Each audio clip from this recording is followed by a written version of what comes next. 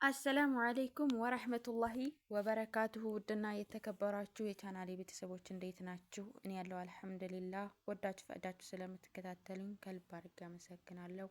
ይህም ቪዲዮ ከወደዳችሁት ላይክ፣ ሸር፣ ሰብስክራይብ ማድረጋችሁን አትርሱ። አስተማሪ ታሪኮችን አካፈላችኋለሁ። የማይጠገብ ልብ ይላል። ፀሐይዋን የማንንም ፍቃድ ሳትጠይቅ ክፍሌ ውስጥ ገብታ ጨረሯን አይኔ ላይ አሳረፈች። እንደምንም አይኔን ገልጬ ብርድ ልብሱን ከላይ ላይ አሽቀንጥሬ ተነሳሁ። ጊዜው እንዴት ነው የሚሮጠው! ቲሽ ሲያናድድ! ሱብሂን ለመስገድ በመዘግየቴ ተናድጃለሁ። ግን ያው አውቄ ስላልዘገየሁ ለመስገድ ወደ መታጠቢያ ቤት ፈጠን ብዬ በመሄድ ዑዱ አድርጌ ሰገርኩኝ። ቀኔን በምስጋና ከጌታዬ ጋር በመገናኘት ጀመርኩ። ምንኛ ያማረ ቀን ነው! ቀንን ከፈጣሪ ጋር ተገናኝቶ መጀመር የተለየ ስሜት አለው። ከሶላት በኋላ ጌታዬን ወላጆችን የጀነት እንዲያደርግልኝ እየተንሰቀሰቅኩ ለመንኩት። ኢማን እባላለሁ። በፋርማሲ ከተመረኩ በኋላ አባቴ በከፈተልኝ ፋርማሲ ውስጥ እየሰራሁ ነው። ለእኔ ህይወት በጣም ከባድ መንገድ ነው። አሰልች ጉዞ ነው። ቤተሰቦቼ ብቻዬን ጥለው ከሄዱ ይሄው ዛሬ ድፍን 2 ዓመት ሞልቷቸዋል። አስታውሳለሁ ዕለተ ማክሰኞ ነበር። ቤተሰቦቼ እኔን ከወለዱ በኋላ መውለድ ቢፈልጉም ስላልተሳካላቸው ብዙ ዓመታትን በትዕግስት ጠብቀዋል። ይሄም እኔን ቤተሰብ ብቸኛና ብርቅዬ ልጅ ሁኜ ለብዙ ዓመታት እንዲኖር አድርጎኛል። በዚህ የተነሳ የተሞላቀቀ አኗኗር ውስጥ ባድግም ቤተሰቦቼ በዲን በሃይማኖት አንጸው ስላላሳደጉኝ ቀለል ያልኩ ሰው ነኝ። ያው ሞልቃቃ አይደለሁም ለማለት ነው። እኔም ብሆን እህት ወይም ወንድም እንዲኖረኝ በጣም እፈልግ ነበር። ወላጆቼ የልጅ መሻታቸው እንዲሳካላቸው ሁልጊዜ ምስኪን ያበሉና ያለብሳሉ። አላህን ልጅ እንዲሰጣቸው ይለምኑ ነበር። ከብዙ ልፋትና ጉጉት በኋላ ግን እናቴ ያረገዘች። ያው አላህ ከታጋሾች ነው ይባል የለ። እናቴም ታግሳ ወደ እርሱ ብቻ በመውደቅ የተመኘችውን አሳካላት። ይሄ ዜና ለቤተሰቦቻችን ታላቅ የምስራች ሆነ። ቤተሰብ በደስታ ፈካ። አባቴ የሚይዘው የሚጨብጠው አጣ። ህልም መሰለው። ደስታውን 10 ጊዜ በሱጁድ እየወረደ ፈጣሪውን በማመስገን ይገልጻል። እናቴና እኔ በደስታ ተቃቅፈን እንላቀሳለን። የዛን ቀን ደስታ መቼም ከአእምሮዬ ላይጠፋ ተቀርጿል። አባቴ ሙሉ ጊዜውን እናቴ ላይ ያጠፋ ጀምሯል። ገና በ3 ወሯ የፎቅን ደረጃ ስትወጣ ይደግፏታል። የወደቀ ዕቃ ስታነሳ ካጎነበሰችበት ይቀውጠዋል። እምትበላው ይመርጥላታል። በቃ ስራው አድርጓታል።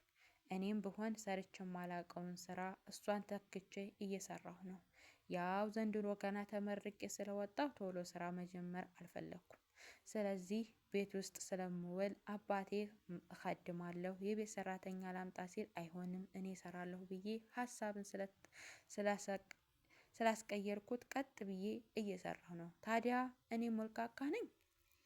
እናቴ ከዕለታት አንድ ቀን ሆዷ እየገፋ መምጣት ይብለጥ እያስደሰተን ወራቶች ተቆጠሩ። ታዲያ አንድ ቀን ሰኞ ማታ ላይ ቡና አፍልቼ እያወራን እየሳቅ ቆይተን በመሀል እናቴ ትንሽ ስለደከመኝ ገብቻ አረፍ ልበል ብላ ስማን ገባች። እኔና አባቴም ያለመደባትን ቀድማን ስለተኛች ግራ ቢገባንም ያው ቀኗ ስለሆነ ደግማት ይሆናል ብለን ወጋችንን ቀጠልን። ከትንሽ ቆይታ በኋላ ከመኝታ ክፍል የእናቴ ጩኸት ተሰማ።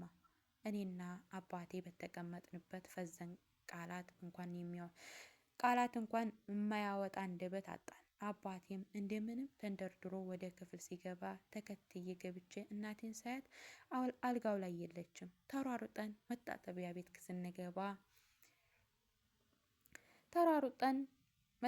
ቤት ስንገባ እናቴ ወለል ላይ እግሯን ዘርግታ ተቀምጣለች። የለበሰችው ሽቲ ከታች በኩል በስብሷል። ሰውነቷም ላብ በላብ ሆኗል። አባቴ ከተቀመጠችበት በቶሎ አንስቶ ደግፎ መኪና ውስጥ እያስገባት መውለጃዋ እንደደረሰ ነግራኝ ወደ ሆስፒታል አመራን። ከማወላጃ ክፍል የእናት ሰቀቀን ድምፅ ይሰማኛል። በጣም ይረብሻል፣ ልብ ያቆስላል። አይ እናት እንደዚህ ተጨንቃ ትወልዳለች፣ ተጨንቃ ታሳድጋለች። አረ ስንቱን እናትነት ትልቅ ስጦታ ነው። ለዛ አይደለ እንዴ ጀሊሉ ጀነት የእናት እግር ስር ናት ብሎ ታላቅነትን የመሰከረው? እናቴ አሁንም እየጮኸች ነው። እኔና ባባ ታቃቅፈን ዱዓ እያደረግንና እናለቅሳለን። በዚያች ሌሊት እጅጉ ወደ አላህ ቅርብ ነበር። እናቴ በሰላም እንዲምራት እየተማጸን ነው።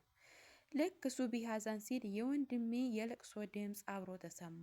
አልሐምዱሊላህ እናቴ በሰላም ተገላገለች። ከባባ ጋር ሆስፒታል ውስጥ ሱብሂን ሰግደን ማሚ ጋ ሄድ ባባ እናቴ ልጅ ታቅፋ ሳያት እንባው ዘረገፈው። ሀያት የኔ ልዕልት ድጋሚ አባት አደረግሽኝ እኮ እያለ አገላብጦ ይስማታል። እኔም የደስታ እንባ እያፈሰስኩኝ ሁለቱም ላይ ተጠምጥሜ ደስታዬን ገለጽኩኝ። ሁላችንም ወደ ህፃኑ ተመለከት። ገጽታው አሁንም አይኔ ላይ አለ። የሚያምር ጨቅላ ነበር። ለቅሶአችንን አቁም እያዋጋን ቆየን። በመሀል አባቴ ስልኩ እየጠራ ስላስቸገረው ሊያናግር ትቶ ወጣ። ሲመለስ ኢማን ትንሽ ደክሞሽ ኢማን ተነሽ ቀድመሽ ሂደሽ ቤቱን አስተካኪ ፏፏ አድርጊው። ስለሱ መቼም ላንቻ አይናገርም አይደለም። ምግብም አዘጋጂ። ጓደኞችና ወንድሜ ዜናውን ሰምተዋል። እንዲወጡ እንደመጣን መምጣታቸው አይቀርም። በይ ልጄ ሂጂ፣ ስራውን ከበዛብሽ ወንድሜ አህላምን እንዲልካት እነግረዋለሁ አለኝ። መርሐባ ባባ፣ ለአህላም እራሴ እነግራታለሁ። እስካሁን ስላልደወልኩላት ታኮርፋለች። በቃ ኡሚ ወደ ቤት ሂጄ የሚያስፈልገውን ላድርግሽ ብዬ ወንድሜን በስርዓት ያዢ። እፎፍ ደግሞ ሲያሳዝን እንቅልፍ ወስዶታል እያልኩ እናት በመሆኛዬ ሰዓት ያገኘሁትን ቆንጅዬ ወንድም በስስት እያየሁ በሉቻው በቃ ልትመጡ ስትሉ ደውሉልኝ ብዬ ስሚያቸው ወጣሁ። ታክሲ ላይ እያለሁ ለአህላም ደውዬ ዜናውን አብስሪያት በፍጥነት ወደ ቤት እንድትመጣ አስጠንቅቄ ዘጋሁባት። አህላም የአጎቴ ልጅ ናት። ብቸኛ ዘመድ እርሷ ናት። ከአህላም እና ከአጎቴ ውጭ ማንም ዘመድ አላውቅም። ማንም የለንም። በእናቴ በኩልም ምንም አይነት ዘመድ አላውቅም። በዚህ የተነሳ አህላምን በጣም ነው የምወዳት። የአህላም እናት በልጅነት ስለሞተች ከአጎቴ ጋር ነው ያደገችው። አብረን ነው ያደግነው የተማርነው። ልክ እንደ እህት ነው ማያት። እኩዮች ስለሆን በጣም እንግባባለን። እቤት ገብቼ ማጽዳት ከመጀመሪያ አህላም መጣች። እጅግ ደስተኛ ሆና ነበር። እንዳየኋት እያለቀስኩ ተጠመጠምኩባት። እህት ሆንኩኝ እኮ አህላም፣ ወንድም አገኘው። አልሐምዱሊላህ እንዴት ደስ እንዳለኝ። አዎ የኔዋ እህት እየሆን ነው ታውቂያለሽ። ማመን አልቻልኩም። ያረቢ ምን ያንሰዋል አለች እንባዬን እየጠረገች። ቤቱ የሌላ አሳምረነዋል። ፊኛዎችን ሰቅለናል፣ ኬክ አስመጥተናል፣ ቡና አፍልተናል፣ ምግብ በየአይነት አብስለናል። አረ ስንቱ ብቻ ቤቱ ብዙ ነገሩን ቀይረነዋል። በቃ መለስተኛ ድግስ አድርገነዋል። ስራችንን ከጨረስን በኋላ ሸዋር ወስደን ስልካችንን ላይ አፈጠጥን። መምጣታቸውን እየተጠባበቅን ነው። አህሉ የባባ ስልክ እምቢ አለኝ እኮ። ቆይ ምንድነው? ቆይ እኮ ወይ ሀዩ ጋ ሞክሪ እስኪ። ይዘውት ከሆነ አባዬ ይዞት ነበር ግን እሱም አልሰራልኝም። በቃ ይመጣሉ። ያልጨረሱት ነገር ቢኖር ነው። ለማንኛውም እርቦኛል፣ እየበላን እንጠብቃቸው። ልክ ነሽ። እኔ ራሱ ምንም አልበላሁም። በቃ ሳህን እንያዝ። በልተን ከጨረስን በኋላ ወደ ስልካችን ገብተን ደስታችንን የሚገልጽ ፎቶ አብረን መፈለግ ጀመር። ያው የዘመኑ ልጆች አይደለን። በህይወታችን አዲስ ነገር ሲገጥመን ሩጠን ፕሮፋይላችን ጋር እኔ እንዳለን ሰው ሲሞትብን ሪፕ ምናምን ነገር እንላለን። ስሜታችንን ለሁሉም ሰው ለማጋራት እኛም ያደረግነው ይሄንን ነው።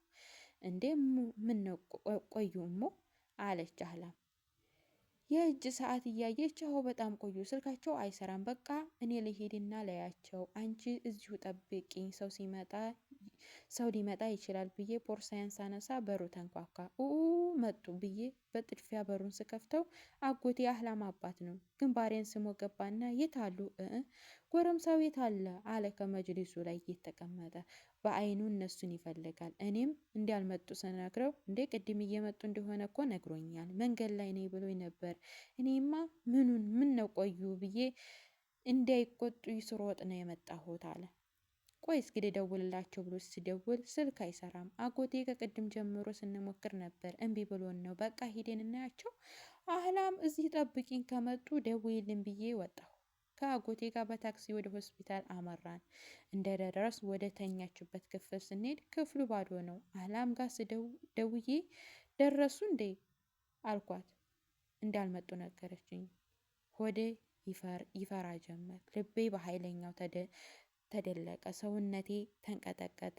አንዳች ነገር እንደተፈጠረ ተሰማኝ። ስሜቴን እንደምንም እየደበቅኩ አጎቴ የት ሊሄዱ ይችላሉ? ግራ ገባኝ አልኩት።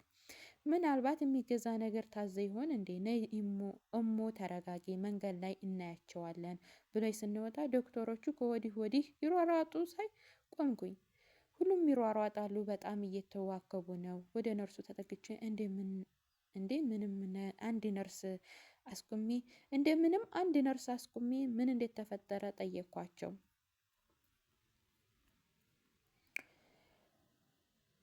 እንደምንም አንድ ነርስ አስቁሜ ምን እንደተፈጠረ ስጠይቃቸው የመኪና አደጋ ነው፣ ከዚህ ሆስፒታል አሁን ተገላግላ ስትወጣ በርጋ መኪናዋ ተገልብጦ ነው አለኝ።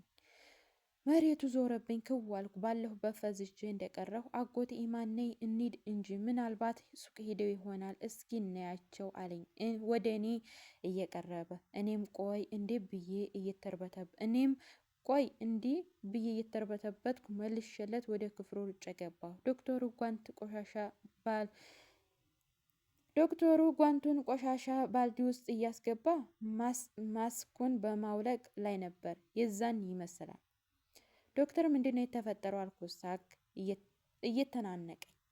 ይቅርታ አንቺ ማነሽ? ሀያት እና አወል ታውቂያቸዋለሽ አለኝ። ኢላሂ አላህዬ፣ የፈራሁት እንዳይደርስ ዶክተር ጠያቂውን መልስልኝ አልኩት። ለማንኛውም ስለተከታተላችሁ በጣም አድርጌ አመሰግናለሁ። በቀጣይ ቪዲዮ እስከምንገናኝ ድረስ መልካም ጊዜ ይሁንላችሁ።